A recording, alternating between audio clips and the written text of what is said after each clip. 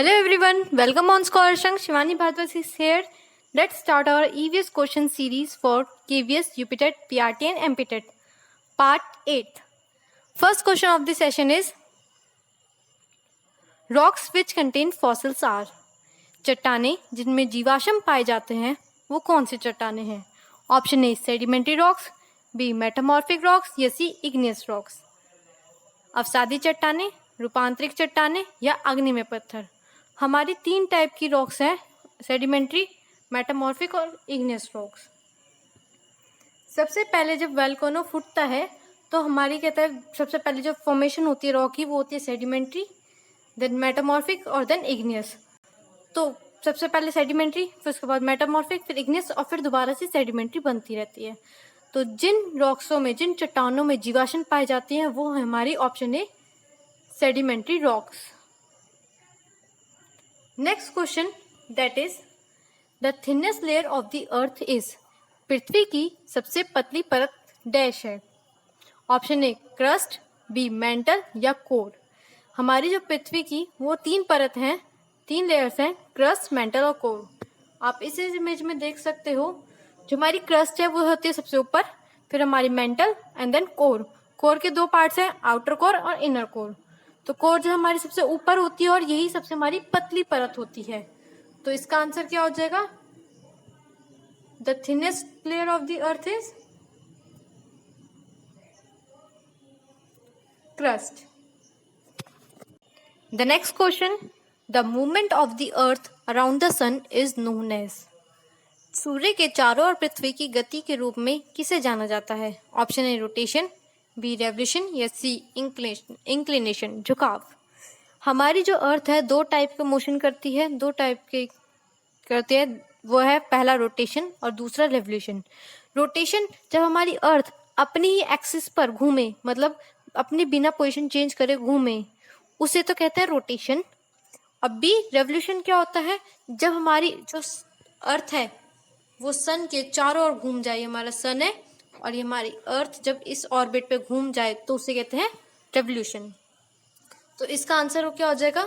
Option B revolution. Next question, the cycle of the season is caused due to. ऋतुओं के चक्र के कारण के क्या कारण होता है? Option A rotation, B revolution या ग्रेविटेशन, गुरुत्वाकर्षण. हमारे जो है रोटेशन और रेवोल्यूशन बताया 2 type of motion.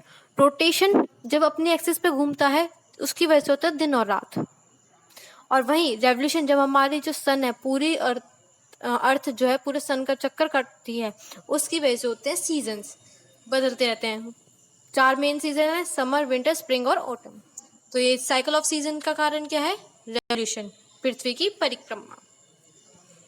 Next question is the female part of the plant is known as. पौधे का मादा भाग के रूप डैश के रूप में जाना जाता है. हमारे जो प्लांट है उसके काफी पार्ट्स हैं, इस फिगर में देख सकते हैं आप. इसमें जो है मेन होते हैं 2, मेल और फीमेल. मेल जो होता है वो हमारा स्टेमन होता है जिसमें होता है एंडोरोफिलामेंट. वही हमारा जो कार्पेल होता है ये हमारा फीमेल पार्ट होता है जिसमें आता है stigma, then style, then pollen tube and ovarian ovule. जब ये हमारा स्टेमन मतलब मेल पार्ट अंदर इस पे आ जाता है स्टिग्मा पे, फिर ऐसे नीचे जाता है जिसकी वजह से हमारा ये पूरा रिप्रोडक्शन होता है. मतलब जब हमारा स्टेमन जो मेल पार्ट है फीमेल पार्ट के स्टिग्मा पे आके बैठता है वहीं से हमारा रिप्रोडक्शन स्टार्ट होता है. तो हमारा जो फीमेल पार्ट होता है वो कौन सा होता है? Dash is option carpel C. और वही मेल कौन सा होता है? That is stamen. Next question, the direct rays of the sun fall on the equator on. सूर्य की सीधी किरणें भूमध्य रेखा पर कब पड़ती हैं? इक्वेटर. हमने इंपॉर्टेंट लैटिट्यूड्स तो पढ़ लिए थे. Arctic Circle, Tropic of Cancer, then equator, Tropic of Capricorn और एंटार्क्टिक. जब हमारी सूर्य की सीधी रेखा, सीधी रोशनी किस पर पड़ती है? इक्वेटर, भूमध्य रेखा पर. तो वो कौन से दिन पड़ती है? ऑप्शन ए 21 मार्च, बी 21 जून या सी 22 दिसंबर. देखो जब हमारी सूर्य की रोशनी इस फर्स्ट वाली ट्रॉपिक ऑफ कैंसर पे पड़े, ट्रॉपिक ऑफ कैंसर पे पड़े, वो पड़ती है 21 जून को। 21 जून को जब हमारी सूर्य की किरणें सबसे ज्यादा ट्रॉपिक ऑफ कैंसर पे पड़े, जिसकी वजह से हमारा सबसे बड़ा दिन होता है, वो पड़ती है 21 जून। जब सेम रेखा सबसे ज्यादा ट्रॉपिक ऑफ कैंसर पे पड़े, तब सबसे छोटा दिन होता है, that is 22 December. Next is जब सबसे ज्यादा रोशनी सीधा भूमध्य रेखा इक्वेटर पे पड़े, तो वो होती है हमारा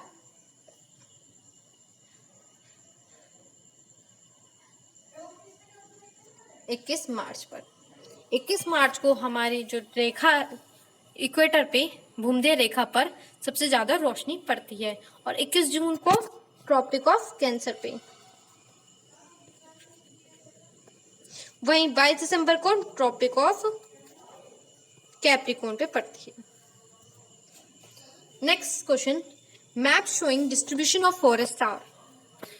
वनों के वितरण को दर्शाने वाले मानचित्र डैश हैं। वो कौन से मैप कहलाते हैं जो फॉरेस्ट को, वनों के वितरण को दर्शाते हैं? Option A physical map, B political map, या सी थीमेटिक मैप। भौतिक मानचित्र, राजनीतिक मानचित्र या विषयगत मानचित्र। हमने 3 टाइप्स के मैप्स को डिस्ट्रीब्यूट कर रखा है। First physical map, political map, thematic map. भौतिक, राजनीतिक और विषयगत। फिजिकल मैप में हम रिवर्स, ओशियन, समुद्र वगैरह इन सबको दिखाते हैं। पॉलिटिकल में हम अपने राज्य, डिस्ट्रिक्ट, स्टेट, कैपिटल को दिखाते हैं। वहीं थीमेटिक मैप में हम जो है फॉरेस्ट वगैरह, रिसोर्सेज, एनुअल रेनफॉल, इन सबको दिखाते हैं। तो option C is right option. Next question is the smallest bone staples is located in which part of the ear. सबसे छोटी हड्डी स्टेपल कान के किस हिस्से में स्थित है? सबसे पहले क्वेश्चन तो यही हो गया, सबसे छोटी हड्डी कौन सी है? स्टेपल्स। अब वो पूछ रहे हैं जो हमारी स्टेपल्स सबसे छोटी हड्डी है वो कान के किस हिस्से में पाई जाती है? Option A inner ear, B middle ear, या सी आउटर ईयर। अंदरूनी कान, मध्य कान या बाहरी कान। तो हमारे जो है वो पाई जाती है मिडल ईयर में। The blue colour is use for showing. नीला रंग डैश के दिखाने के लिए उपयोग किया जाता है। Option A water bodies, B mountains या सी प्लेन्स। जल निकायों, पहाड़ों या मैदानों।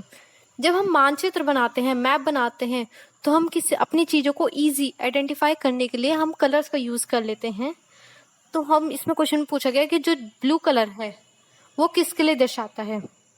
ब्लू कलर ऑफ कोर्स है पानी की बात कर रहा हूँ, तो ये हमारा जो है वो दिखाता है वाटर बॉडीज के लिए, जल निकायों के लिए दिखाता है। Next question, that is rabies virus is caused by. जो रेबीज वायरस है वो किसके द्वारा क्या होता है? Option A dogs, B hens, या सी मॉस्किटोज या डी एंड्स। जो रेबीज वायरस है वो कुत्तों के द्वारा होता है, डॉग्स के द्वारा होता है। जब डॉग अपना सलाइवा हमारी स्किन पर लग जाता है, उसकी वजह से हमारा रेबीज वायरस होने के चांसेस ज़्यादा होते हैं। A tearing or stretching in the muscle near the joint is known as। जब हमारे मसल्स में टीयरपन या स्ट्रेचिंग, खिंचाव आ जाता है, तो उसे क्या कहते हैं? Option A fracture, B sprain, C heat stroke या डी नोज ब्लीडिंग। जब हमारी मसल्स में खिंचावपन हो जाता है तो उसे कहते हैं ऑप्शन बी स्प्रेन, मतलब मोच। स्प्रेन का मतलब होता है हमारा मोच आना। मोच में हमारी जैसे नस खिंच जाती है ना, कहता है मेरी नस खिंच गई, तो जो हमारी जो नस जो खिंचती है, मतलब stretching of muscles is known as sprain, that is मोच। तो आज के लिए इतना ही। Thanks for watching. Please subscribe for more videos.